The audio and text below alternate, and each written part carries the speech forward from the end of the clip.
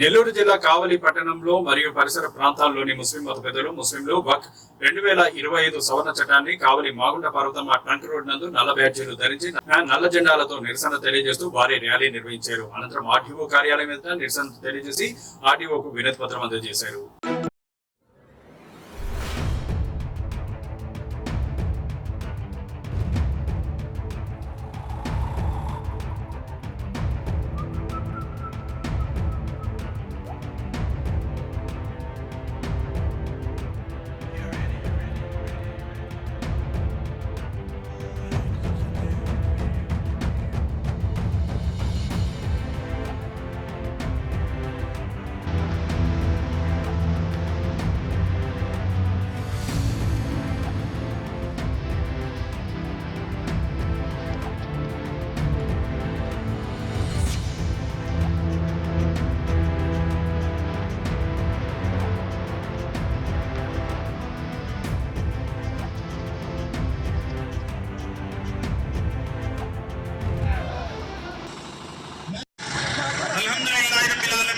हमारे निकलने को कबूल फरमा, हर किस्म के शुरूर और फितन से हिफाजत फरमा और हमारे इस निकलने को जरिया बनाकर मुसलमानों के जायदाद की हिफाजत फरमा।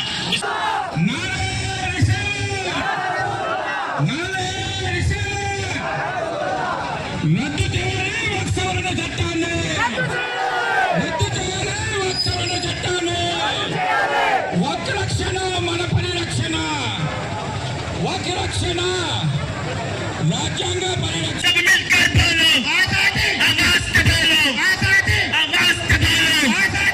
భారత రాజ్యాంగ నిర్మాతకి బాబా సాహెబ్ కే జోహార్, భారత రాజ్యాంగ నిర్మాత బాబా సాహెబ్ కే జోహార్, జోహార్, భారత రాజ్యాంగ నిర్మాత బాబా సాహెబ్ కే జోహార్. లౌకికవాదం లౌకికవాదం లౌకికవాదం సవరణ చట్టాన్ని సవరణ చట్టాన్ని Wait for justice, wait for justice, wait for justice, wait for सच्चा बोलो आजादी, हम क्या चाहते हैं आजादी. वक्त सवर्ण चट्टाने रद्द చేయాలి, वक्त सवर्ण चट्टाने रद्द చేయాలి. Wait for justice, wait for justice. भाई क्या करते हैं अल्लाह उनके या अल्लाह हिम्मतों को पस्त फरमा दे. अल्लाह हमारी बिल को अल्लाह आसानी के साथ अल्लाह कामयाब फरमा दे.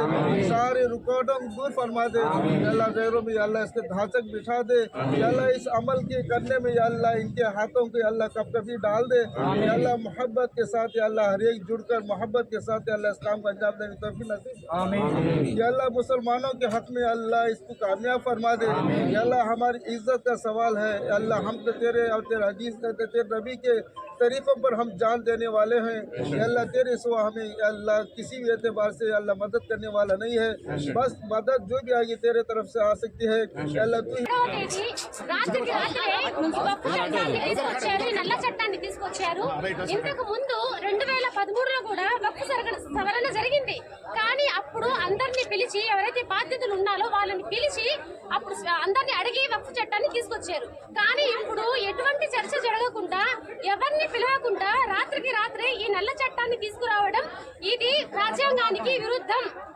మనము భారత రాజ్యాంగంలో 25వ ఆర్టికల్ నుంచి 28వ ఆర్టికల్ వరకు చూసినట్లు కనుకైతే ఈ ఆర్టికల్లు మనకు మత స్వేచ్ఛ గురించి చెబుతున్నాయి.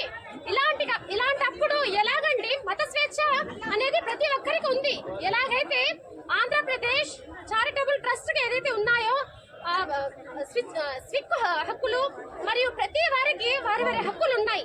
ఆ హక్కులకి వాళ్ళకి వాళ్ళ బోధన ప్రకారం వాళ్ళకి ఆ హక్కుని ఇవ్వబడింది. కానీ ముస్లింలకి ఇలాంటి హక్కుని ఎందుకు ఇవ్వలేదు?